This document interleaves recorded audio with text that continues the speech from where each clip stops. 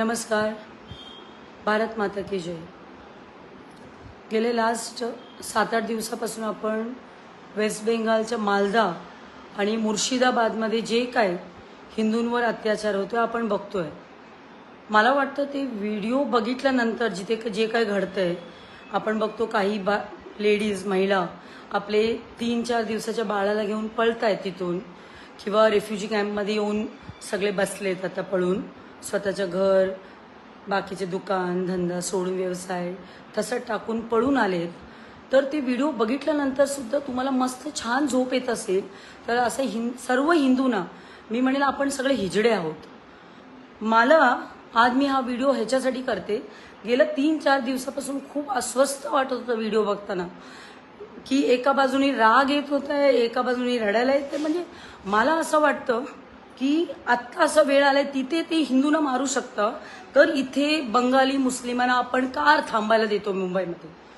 तर मी दादरमध्ये राहते, तर मी आज हा व्हिडिओद्वारे एवढंच सांगेन की दादरमध्ये उद्याचे 1 दिवस देणार, एकही वेस्ट बेंगालचा मुस्लिम सापडला तर आम्ही हिंदू म्हणून, इथे भारतीय जनता पार्टी कोणतंही संघटन काही नाहीये, हिंदू म्हणून एक मोठा ग्रुप आपलं दादरमध्ये फिरणार आहेत.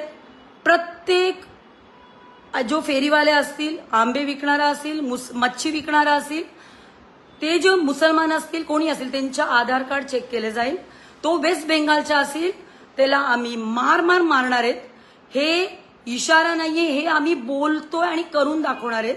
तेवढंच नाही, त्या लाईनमध्ये जो हफ्ता घेतोय लाईनवाला, जे मराठी असेल, भैया असेल, उत्तर भारतीय असेल, कोणी असेल, जो हिंदू असतात, मेजॉरिटी लाईनवाले हिंदू असतात, त्यांना जास्त मारणार. त्यांना एवढं मारणार तुम्ही आयुष्यभर तुम्ही आठवण ठेवणार आहे. उद्याचे 1 दिवस तुमच्या हातात आहे. दादरमध्ये एकही बंगाली मुस्लिम असेल त्याला आम्ही एवढा मारणार आहेत. तुम्ही बघा, हे आम्ही नुसतं बोलत नाहीये, आम्ही मारणार. आम्ही केस घ्यायला पण तयार आहोत, आम्हाला काही घंटा फरक पडत नाहीये.